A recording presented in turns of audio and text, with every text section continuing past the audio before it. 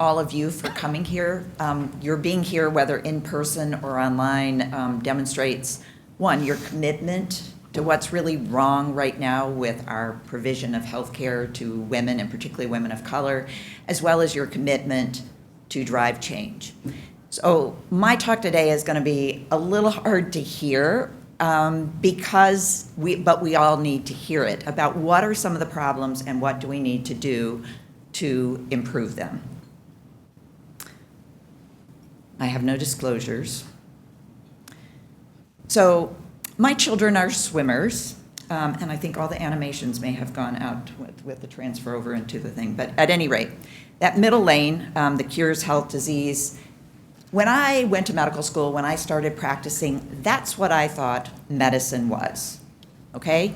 It was, I'm going to advance the science, I'm going to do all of these things. When I became a cardiologist, I had no idea that gun violence and that intergenerational trauma actually had a direct effect on my patient's cardiovascular disease. And those things that we have science behind it, and those are the kinds of things that if we stay in our lane, we will not accomplish it. So I would differ with Dr. Bond just a little bit, who said, check your privilege at the door. I would say, own every bit of your privilege and use it to drive the change that we need to do. So this is one of my favorite, it was an old paper, but it was one of my favorite editorial cartoons. It was a study that was performed where there were Black and white men and women, and there was a scenario for which it was not a straightforward one. It was one where you had to think about referring to the cardiologist. And of all of those four variables, Black women were the least likely to be referred on or taken seriously. So I think that's where we really have to think about it. This is a 20-year-old study. So this, too, is a survey of cardiologists. So only a third of cardiologists believe that there are health disparities for race in general and in cardiovascular care. And I believe all of my, there was the rest of that slide. I hope, just so you know, I should have checked it this morning. At any rate, what we saw then is that individuals did not believe, only 5% thought there might be inequities in care in their own practice. There are literally thousands of studies that have been performed showing various health disparities. And we can say, and we think, oh, those are the others, but these are, even when controlling for health insurance, access, same hospital, where we see differences in care by both gender and by race. There's more than a century of documented health equities. It was the unequal treatment, which documented them, and this was 20 years ago, where we laid out the race inequities, and we have made very little progress. Compared to white people, Black people and Native American individuals die earlier, have more illnesses, have 4 times the maternal mortality, and twice as likely to die in the first year of life. They have higher death rates for virtually every condition, including death in the custody of law enforcement personnel. And we also know that health disparities disproportionately affect women and marginalized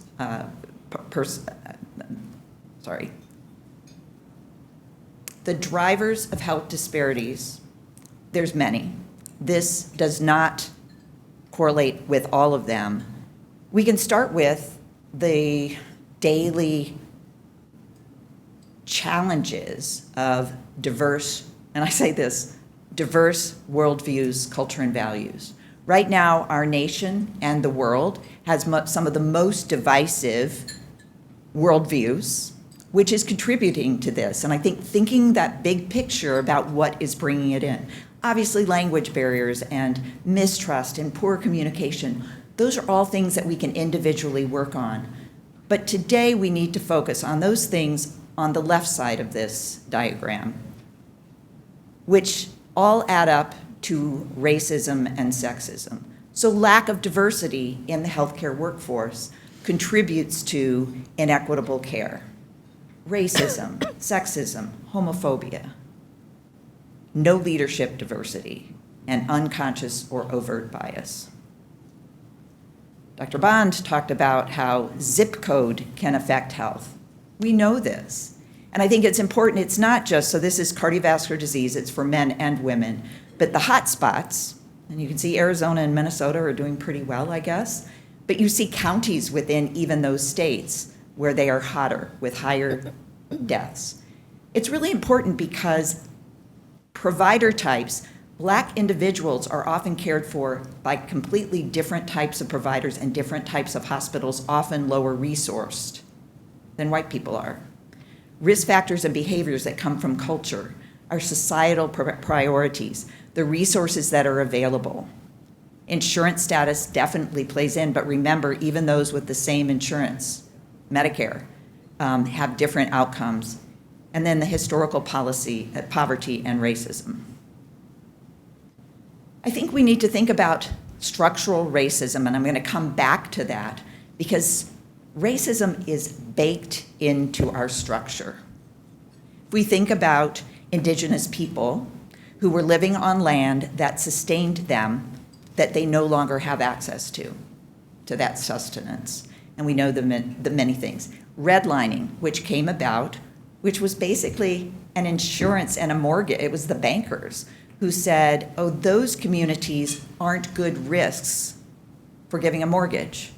Well, what happens when you have a community or a county or a neighborhood where you can't get a mortgage?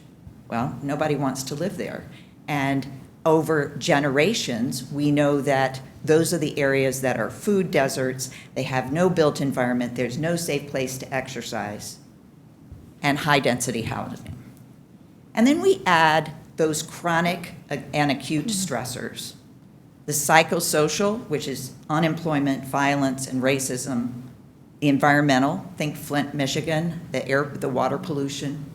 And then you add COVID-19 as this pandemic crisis, which has intensified all of these issues. Now, I show this because you say, we're gonna move into the women for sure. So this was a tongue-in-cheek map that looked at maternal mortality in the US, comparing it to the maternal mortality in what many of us would consider developing nations. No offense to Serbia, but Minnesota and Serbia have the same rates. I usually say, sorry to interrupt, but I usually say because I love that slide and I keep showing it. I don't know what I'm more concerned that we look like Minnesota or Minnesota looks like us, or I our think neighbors it's the latter. look like... The fact that Minnesota and the US, so look at this, I'm sorry, because the builds aren't on here, so the text box is in front of it. But if we look at the US at 17 compared to the rest of the world, but the biggest differential is among African American women who have 3 times the rate of maternal death compared to white women in the US, and 5 to 8 times more other comparable countries. It has been estimated that a Black woman with an advanced graduate degree has the same maternal mortality as a white woman in this country who has not graduated from high school. And I think, speaking very much to an analogous case to the one that Dr. Walters presented. So we can talk about, I use Serena Williams' case where, for those of you who don't remember, and it's documented in her HBO series, where when she was delivering her baby, and this is a woman with a history of pulmonary embolus, who started coughing and becoming short of breath, who repeatedly accessed her healthcare providers who were carrying the doctors and nurses, screamed, "I need a CT," which she did to diagnose her large pulmonary embolus. This is a woman who has insurance, who has a very powerful life and spouse, and who still was not listened to. So women's have unique risk factors, And we can think about, oh, those are the reasons that women don't have good outcomes. So we do. There's the lifetime hormonal fluxes, puberty, pregnancy, menopause, the peripartum vascular remodeling. So think about it. The uterus starts out as fist size. It grows to accommodate a baby, then goes back down. If we think about it, that may provide some insights into us caring for individuals, because women actually may have more capacity for neovascularization. Hypertensive disorders of pregnancy and diabetes, delivering a thin baby, polycystic ovary syndrome, the issues related to postmenopausal hormone therapy, aortic root dissection, coronary dissection, and then the sex-specific effects of conventional risk factors and the high prevalence of autoimmune conditions. So these are sex differences, right, that we need to take into consideration. One of the challenges that we'll circle back to is the reason we don't know much about this is women have not been included in the clinical trials that we could learn. And then we have some that are more unique or more prominent in women. Myocardial infarction or angina without obstruction, diffuse atherosclerosis, laying it down, plaque down in a different way than men, endothelial and microvascular dysfunction, coronary artery dissection, HFpEF, and then the sex-specific risk factors, and then adherence and the social determinants of health. So women have not been included in clinical trials, and particularly cardiovascular clinical trials. There are many reasons for this. Some of them were paternalistic. We don't want to harm women. She might get pregnant. We can't trust her to not get pregnant while she's in this clinical trial. We thought that everything we learned about men, we could then apply to women. That was wrong. Some things we can, but many we don't. And as you saw from that list of conditions that disproportionately affect women, those are also some of the conditions for which we know the least about in cardiovascular medicine. So if we look at even contemporary cardiovascular clinical trials, less than 5% are individuals from racial and ethnic minorities, and only about 25% are women. And that's sort of overall. We do better with hypertension trials for women and way less well for device trials and those trials that involve high intervention. We don't then, even if we include women or minorities, it is not a rule or definite that the results will even be presented in the written manuscript by sex, by gender, by race, ethnicity. So, and often because there are not enough individuals in those groups. So we have medical decisions that are made on inadequate and absent data. So that leads to overtreatment, right? Because we give that woman too high a dose. Undertreatment or no treatment because she wasn't included, and so you could say, well, this drug or device was not tested in women, so we're not going to give it to her. Now, sometimes that might be a good thing. It can increase the cost of care and decrease adherence. So I'll take this away. I would say that if we don't, in addition to including women and minorities in the research, we also need to specifically study women and minoritized populations to better understand them, okay? So we know that exercise is really good to prevent cardiovascular disease. We know that Black women are less likely to be physically active than white women or men. But do we know why? Well, if we don't ask, we don't know. And I would argue that the average white cardiologist, male or female, probably didn't know these barriers that many Black women indicated. Cultural acceptance of being heavier, a dislike of exercising with others or going to the gym, misconceptions about menstruation, that somehow they would be never learned to because no role models, believing that exercise is a luxury, it's self-care, and I have more important things to do, being too tired, avoiding sweaty hair, and lack of role models. So if we know the barriers, just like we talk about this, what are the barriers to your exercise? What are your barriers to a healthy lifestyle? If we don't understand and don't do the research to ask, and this is just one example of why we need to learn more. So as the AMA has said, it is racism and not race that is the culprit in many of these issues. And I would say we often use race as a shortcut to say it's a risk factor. You know, race is a risk factor for hypertension. Race is a risk factor. Black race is a risk factor for dying of COVID. I think we have to take a step back and put together some of the things that we've just talked about, that is why that particular race. It isn't biologic. It is the environment and the structure that has led to this. We also know there's an emerging body of investigation which is trying to understand the effects on multiple, including cardiovascular, of racism and discrimination. So individuals who have experienced racism or discrimination often have shorter telomeres. They age more quickly. They may have more risk factors, and they have other things that may not. Currently, you would think, well, how is that life experience actually impact their health? And it appears that it does, and it's an important inquiry going forward. And then I'll talk about both the research and the need for diverse people doing the research. So I'm not going to show this little video, but it's a funny one because it's two guys, a white guy and a black guy in a restroom. And every time the white guy puts his hand under the soap, he gets soap. And every time the black guy puts his hand under, he doesn't get soap. They're both moving it. Well, it's because the sensor detects pigment, not motion. So what are the implications in healthcare? So pulse oximetry is not as accurate in dark skin.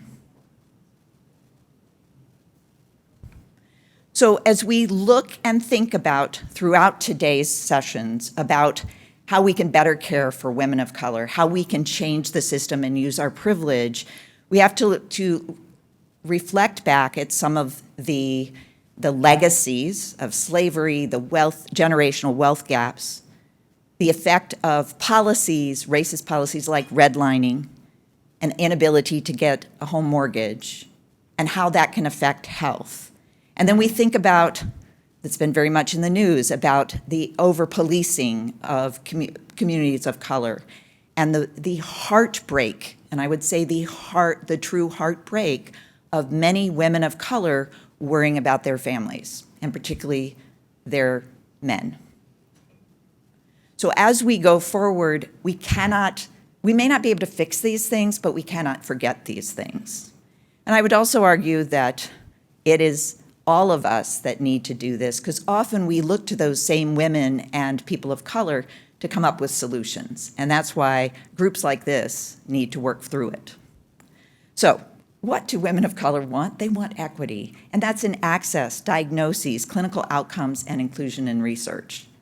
So if we're going to move forward in this, we have to acknowledge there's a problem, and I think everybody in this room and online knows this is a problem.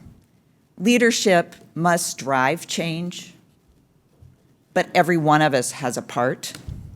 We have to look at policy changes and things that drive the adverse structures, social determinants of health, racism and sexism that are widely exist. And then we have to take responsibility to address factors that are in the clinical encounters. So I know there's a lot of clinicians in this room. And so one of the things we can do is address our own bias. And that's learning what our biases are and putting in procedures and processes. That's a whole talk in and of itself. But recognizing that we all have biases and that we all can do something or make sure. And sometimes it's as simple as making checklists. Doctors don't like checklists, but I can tell you that the rate of statin prescription after myocardial infarction and aspirin, if you have an order set that makes you uncheck the box, you're not going to miss giving women and other minoritized individuals statins and aspirin after a myocardial infarction. And so if I've presented this really big picture and you say, I don't have anything to do, I would say that we can do some things in a clinical encounter, little things. We can address our unconscious biases, and we can get better culturally aware and admit our cultural gaps. So this is an older essay. It's a viewpoint written by a friend, Dr. Gus White, who's an African-American spine surgeon. so he's not a cardiologist. But he had this list, and I sometimes share it. Wash your hands, of course. Now, this was written long before COVID. Humanize her, find connection, and figure out a way to reduce the power differential in the office. Because when we walk in with a white coat, or even if we don't wear a white coat, there is an immediate power differential. And if we can find some, she's also a mom, she has a dog, something helps. Welcome her people, right? Ask who's in the room with her and who she wishes that were there. Addressing our biases, considering the level of health literacy, this should be for everyone, and adjust ourselves, don't expect them to adjust. Help her learn about her condition in a way that is meaningful and find out what that is. Is it a group class? Is it a one-on-one? Is it a teach back? Using your resources. Learning key phrases in her language if she does not speak English goes a long way, even if it's hello, goodbye, and take a deep breath. Use interpreters and invite her to participate in research. Community-based participatory research, these are some images of some work that my colleague, Dr. LaPrincess Brewer, is doing, and some studies that we've done together, where we go into the communities and bring the research to them, is one way that we are going to better learn about things. And going a step further, those community members that are standing in front of those posters, they were invited to present the science with Dr. Brewer. So patients are our partners, and the more we can view them, because they are the most important member of the team. And so if we're going to address this, we want to increase the knowledge, increase women of color in cardiovascular research, analyze the data by race, ethnicity, and gender, and we do that pre-planned. We don't do a post hoc analysis of the data. We actually enroll enough women and women of color so that we can do a legitimate analysis.